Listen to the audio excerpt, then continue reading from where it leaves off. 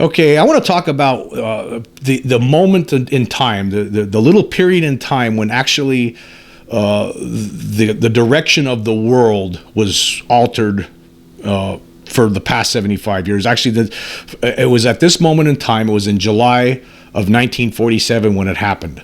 And I want to talk about that little snippet in time. And anyway, let's go back to June 24th of 1947. That's actually really when that's the preface to this. The preface to the cover-up actually starts on June 24th, 1947. I'm just going to read this little snippet from Wikipedia to just refresh everyone's memory about what happened on that day. The Kenneth Arnold UFO sighting occurred on June 24th, 1947, when private pilot Kenneth Arnold claimed that he saw a string of 9 shiny, unidentified flying objects flying past Mount Rainier at speeds that Arnold estimated at a minimum of 1,200 miles an hour. This was the first post-World War II sighting in the United States that garnered nationwide news coverage and is credited with being the first of the modern era of UFO sightings, including numerous reported sightings over the next 2 to 3 weeks. Arnold's description of the objects also led to the press quickly coining the terms flying saucer and flying disc as popular descriptive terms for UFOs. Okay.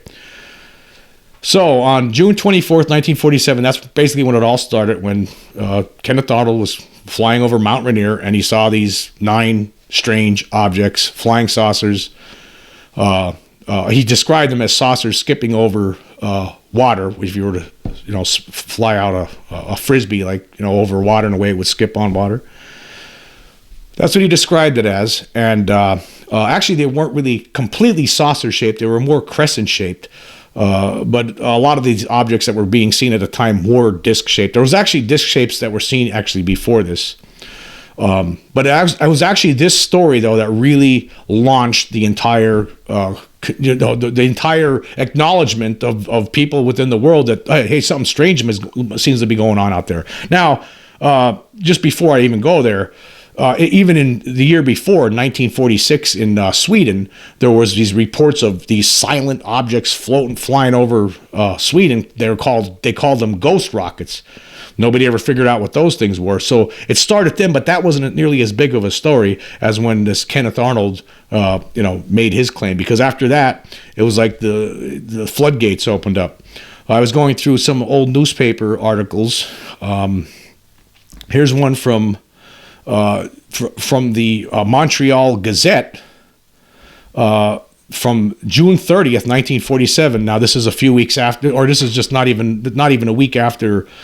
6 days after the sighting of Kenneth Arnold, there was reports all of a sudden all over the place. And here's just one example. It says here, flying saucers blanket the West from Vancouver to the heart of Texas. Westerners were seeing flying saucers almost everywhere today, from Canada to Texas, and a red-hot controversy raged about it all. Kenneth Arnold, Boise, Idaho flying businessman, started it by reporting that he saw 9 mystery objects zipping over western Washington last Tuesday at what he estimated was 1,200 miles an hour speed. Experts dismissed his report with statements that no known aircraft could go that fast and that no guided missile tests were being made in that part of the West. Hardly were the words out of their mouths when others began reporting flying saucers, and the controversy was on. Well, let's just stop there for a minute. Isn't it funny? Like the skeptics, even back then, right away, experts dismissed the report with statements, there's no known aircraft that can do something like that. And guess what? Furthermore, there's no guided missile tests were being made in that part of the West, so this guy must be lying. Right? So basically, right out of the gate, when this thing started, skeptics jumped on it. But anyway, hardly were the words out of those skeptics' mouths, according to this article, when others began reporting flying saucers and the controversy was on. There was a similarity in all reports. The objects were round like a saucer, traveling south at a high rate of speed with little or no noise, and of such brightness that reflections from the sun were almost blinding. So, let's just stop there for a second. So this is only 6 days after this, and look at all what's going on here. All the reports are starting to pour in from different people. Here we go. I'll continue here. It says 3 persons in El Paso, Texas said they had seen them in the last few days. 2 persons in Vancouver, British Columbia reported some. The latest of a score of reports in the Pacific Northwest came from a Seaside, Oregon woman who said she saw one before sunset Saturday night. There were 2 popular theories that the objects were experimental airplanes or guided missiles to which the armed forces will not admit, or that they were guided missiles from foreign soil. A spokesman for the Army expressed interest in anything that could go 1,200 miles an hour, but no responsible official or air expert came to the defense of the reports or of the theories behind them. Some suggested that perhaps imagination had become the better part of sight. 2 Vancouver citizens reported Saturday that they had seen the mysterious round shining objects flying over that city at great speed. William Crody reported that he sighted a silvery object without wings or a tail Friday night. He said it was sinking slowly. A woman who would not permit the use of her name told a reporter she saw some vaporous disc-shaped objects swoop over her house a month ago, but didn't tell anyone because people would think I was crazy. So all of a sudden, all these flying saucer stories started popping up all over the place. But they weren't happening in Europe yet. And actually, here is an article, an AP article that appeared on July 7th in the Salt Lake Tribune, July 7th, 1947, in the Salt Lake Tribune. It says here, London laughs at tales of discs seen in the United States. Don't mention those flying saucers on this side of the Atlantic unless you're prepared for an argument about your sanity. Maybe they have been seen by sober citizens over a vast area of the United States, but Europe won't believe in them until somebody lassos one and has it photographed by Frank Sinatra, the British ambassador, and 5 Supreme Court justices. And here's what some of the newspapers over in London were saying there. America's reply to the Loch Ness Monster. That's what one of them said here. Citizens of a country which possesses the atom bomb ought not to be afraid of anything. You remember those stories about rockets streaking out over Sweden, or is your memory so short? So that's what they were basically laughing at us. They were laughing at us over there in London at the time. But these stories were all over the place. And by the way, they did start to appear over the United Kingdom shortly thereafter, as well as all over Europe, including in France. In fact, this article here says here, Frenchmen even shrugged off the story. Saying Frenchmen shrugged at the story. Scandinavians grinned good-naturedly, and Englishmen, most infuriating of all, asked Americans about the skyborne crockery, as one might ask a child how his G-Man game was progressing. So basically, everyone over in Europe was making fun of us at that time. But meanwhile, on the same day, right underneath the same articles, there was another report in San Diego, California. Two see flying discs. A flying disc was reported Sunday by a San Diego man and his high school teacher sister, who declared it flashed across their vision south of Long Beach between 1:15 and 1:30 p.m. as they were returning here by automobile from Los Angeles. So see, and this was, I mean, if you go to look at these old newspapers from June and July of 1947, I mean, all different stories. Like, a lot of them didn't make national news, but you have to go through each of the local papers of the time, and you will find that there was UFO reports being reported in newspapers all over the country. And of course, as we know, that would soon become all over the world as time went on. But anyhow, that's not what I'm building up here to the what I want to really get into here is the moment in time when this whole thing became a secret, when this whole thing went underground, when the United States government decided that we got to keep this information from the public. And of course, it happened in Roswell. And how do we know this? Well, we know it because for a lot of reasons, from a lot of the testimony from people who, some of the witnesses of the Roswell UFO crash, but particularly we could really figure it out right here. What's really telling was the 2002 sealed affidavit of Walter Haut. Walter Haut, who passed away a few years later, actually. He was stationed at the Roswell Army Air Base. He was public information officer there in New Mexico in July of 1947.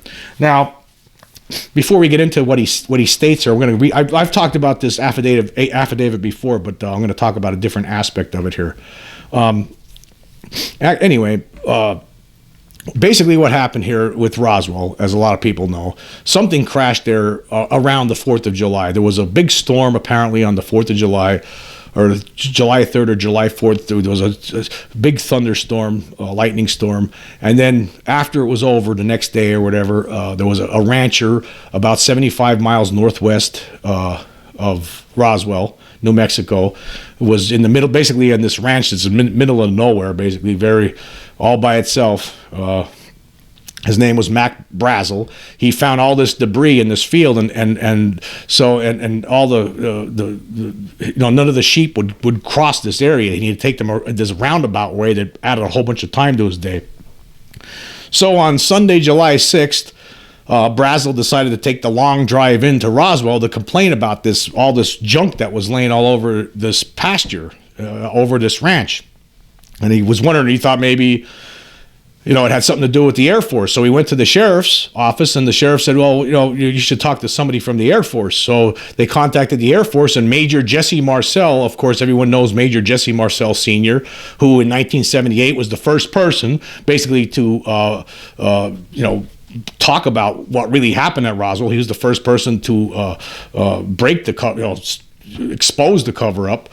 He was the top intelligence officer at the Roswell Army Air Base in 1947, and at that time, that base was the home of the only atomic bomb in the world. So Marcel was a pretty smart guy. But so anyway, Marcel and somebody else, this other Army guy, followed Mac Brazel out on July 6th. It was getting late, but they followed him out to the ranch on July 6th. And by the time they got there, it was dark out, so they all slept in this shed, right? And then the next morning, Brazel took them to this site. Marcel said that if it wasn't for Brazel showing him where this site was, they never would have found it. It was something that he had to lead them to. But anyway, so the next morning on July 7th, him and Brazel and some other Army personnel gathered as much of the material as they could during the day, loaded up a Jeep with the stuff, right? And then by the evening, toward the end of the day, they finally started driving back into town. So that by this point it was Monday, July 7th. So he July 8th by this point. So he stayed there that whole day, gathering up materials, or gathering up this strange wreckage that Marcel will later say could not have been made on this earth, right? And he loaded up the Jeep, and on his way back to the base, he stopped and woke up his wife and son, Jesse Marcel Jr., and showed them some of the wreckage, including a piece that had these strange hieroglyphics on it and this other strange metal, right? He showed them some of the wreckage. He was all excited about it. It was like 2 o'clock in the morning on July 8th. So then after that, Marcel went back to the base, and according to Hout, on the morning of July 8th, right, on Tuesday morning, this is according to the affidavit, he says, on Tuesday morning, July 8th, I would attend the regularly scheduled staff meeting at 7:30 a.m., And with him there was, at the staff meeting, was Colonel William Blanchard, who was his boss, and also Brigadier General Roger Ramey was also there, and also and his chief of staff, Colonel Thomas Du Bois, were also in attendance in this meeting, in addition to Marcel and some other personnel. And anyway, it says here, the main topic of discussion was reported by Marcel and Cavett. Sheridan Cavett was was a Captain Sheridan Cavett with the Army Air Force. The main topic of discussion was reported by Marcel and Cavett regarding an extensive debris field in Lincoln County, approximately 75 miles northwest of Roswell. A preliminary briefing was provided by Blanchard about a second site approximately 40 miles north of town. So let's just stop there for a second. So on the same day that Marcel and Cavett had a company, were picking up debris on Brazel's ranch, right, on that July 7th. During that day, at some point during that day, the Air Force, Army Air Force also found out that there was another crash about 40 miles north of Roswell in the desert. And that is where the main piece came down, like a complete piece where they had the bodies, the alien bodies were there. So they're talking about this in the morning and how they're going to handle it. This is really interesting. It says here, a preliminary briefing was provided by Blanchard about the second site approximately 40 miles north of town. Samples of wreckage were passed around the table. It was unlike any material I had or have ever seen in my life. Pieces which resembled metal foil, paper thin yet extremely strong, and pieces with unusual markings along their length were handled from man to man, each voicing their opinion. No one was able to identify the crash debris. One of the main concerns discussed at the meeting was whether we should go public or not with the discovery.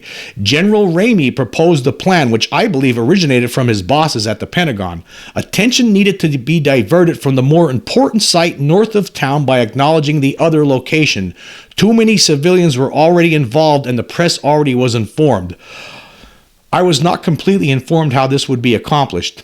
So let's, and then let me just continue, and then I'll stop again. It says approximately 9:30 a.m., Colonel Blanchard phoned my office and dictated the press release of having in our possession a flying disc coming from a ranch northwest of Roswell, and Marcel flying the material to higher headquarters. I was to deliver the news release to radio stations KGFL and KSWS and newspapers The Daily Record and the Morning Dispatch. By the time the news release hit the wire services, my office was inundated with phone calls from around the world. Messages stacked up on my desk, and rather than deal with the media concern, Colonel Blanchard suggested that I go home and hide out. Before leaving the base, Colonel Blanchard took me personally to Building 84, aka Hangar P3, a B-29 hangar located on the east side of the tarmac. Upon first approaching the building, I observed that it was under heavy guard both outside and inside. Once inside, I was permitted from a safe distance to first observe the object just recovered north of town. So he's basically, I'm going to stop there for a second. So he's looking at the main piece, the big, the saucer piece, the bigger piece. It was approximately 12 to 15 feet in length, not quite as wide, about 6 feet high, and more of an egg shape. Lighting was poor, but its surface did appear metallic. No windows, portholes, wings, tail section, or landing gear were visible. Also from a distance, I was able to see a couple of bodies under a canvas tarpaulin. Only the heads extended beyond the covering, and I was not able to make out any features. The heads did appear larger than normal, and the contour of the canvas suggested the size of a 10-year-old child. At a later date in Blanchard's office, he would extend his arm about 4 feet above the floor to indicate the height. Okay, let's just stop there for a second.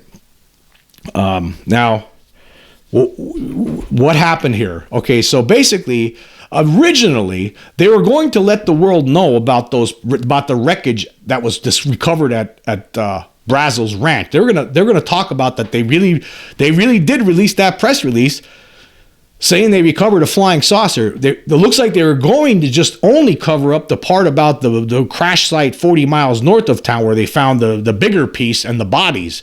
That was the part they were talking about not telling anyone about. But it seemed like at first, that's what they were doing. Nobody had decided, obviously, in Washington yet, right, what to do. The cover-up did not go into effect yet. It was still being talked about. It had to be in Washington, because let's figure this out. Now, on that, what day would it have been? It would have been on that Sunday the 6th, when Brazel first rode into Roswell. He actually brought a couple of the pieces with him. He had a little box full of it.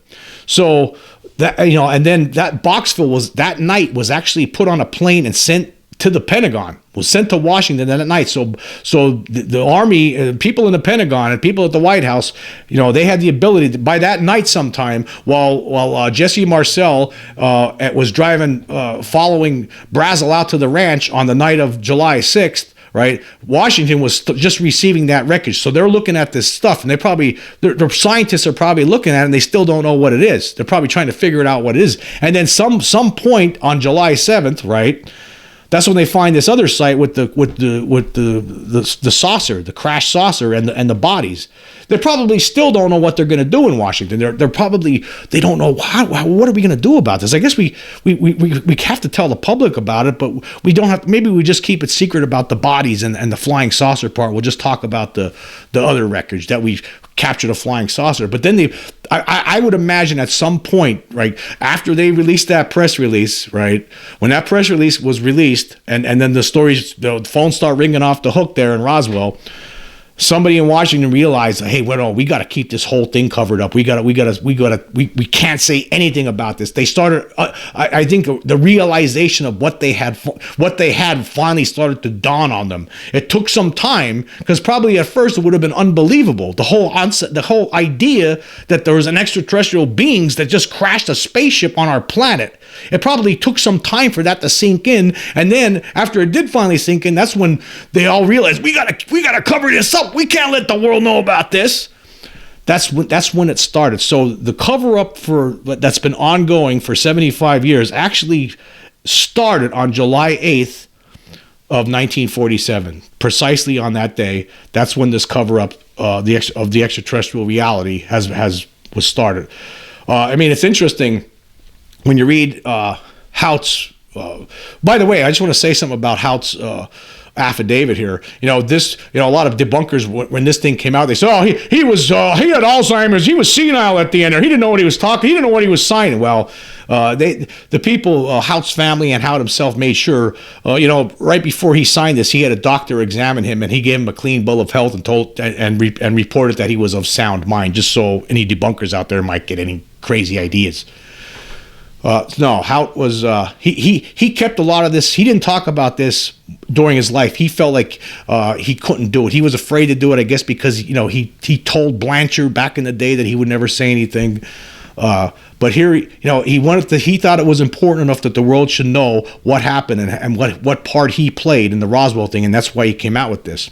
But it's interesting. What's interesting here is that on that Tuesday morning, they're talking about how they're going to talk about this with the town. Basically, they were going to tell them. I mean, they thought they were going to tell the world, hey, we finally got one of these. We got one of these flying saucers that everyone's talking about for the last few weeks. Hey, we got one. They're probably all happy about it. They're all gung ho about it. But at some point, the Pentagon intervened and said, no, we got to change tail. And actually, what's interesting is, one of the people that's part of this whole Roswell story has always been General Roger Ramey. And I always looked at him, for the most part, I always look at him as one of the villains of this story, one of the people that initiated the cover-up. But basically, he was really no different than Jesse Marcel. I mean, Ramey, he seemed like he was all excited about it. He was at the meeting there. They're of course, okay, they're going to cover up the part about the saucer and the bodies, and we're going to reveal that, but they were going to talk about the other stuff, the stuff that was recovered at Brazel's Ranch. They figured that everybody knew about it, so we can't lie about the whole thing. But I think the Pentagon realized, we actually do have to lie about the whole thing because this is something from outer space, and we need to say it's something. We need to say it's a weather balloon. So I think Roger Ramey, he was actually ordered to cover it up, and basically Marcel. When he showed up at Fort Worth, Texas, on July 8th, he was originally scheduled to go to Wright-Patterson Air Force Base in Ohio, but the plane was rerouted before he left, and he went to Fort Worth instead, that's where he met with Ramey, and that's when Ramey substituted the real material for the phony balloon, and then then he invited the press in to take those pictures that we all have been seeing for the last 40 years. So basically that's what happened. Ramey was just following orders too from the top, and just like Marcel had to follow orders from Ramey. So I mean, Ramey's not the bad guy. Whoever was in the White House, whoever was in Washington calling the shots, that's who initiated the cover up, of course, and ordered these people to cover it up. And that's when it started, though. It started on July 8th, 1947. That's when a decision was made at some point during that day that, hey, this whole thing needs to be covered up, and we can't let the world know about this. It's just too much. We need to sit back, take a few deep breaths, and figure out what we're going to do. unfortunately, it's 75 years later now, and we still have no answers from our government. They're not prepared to give us any answers. Anyway, let me just finish this off here. I don't think there's anything else I need to go over. No, I think that's a bit. Oh yeah, it says here's one thing about Marcel. Upon his return from Fort Worth, Major Marcel described to me taking pieces of the wreckage to General Ramey's office, and after returning from a map room, finding the remains of a weather balloon and radar kite substituted while he was out of the room. Marcel was very upset over this situation. We would not discuss it again. So that was the last time that these two guys ever discussed that with each other.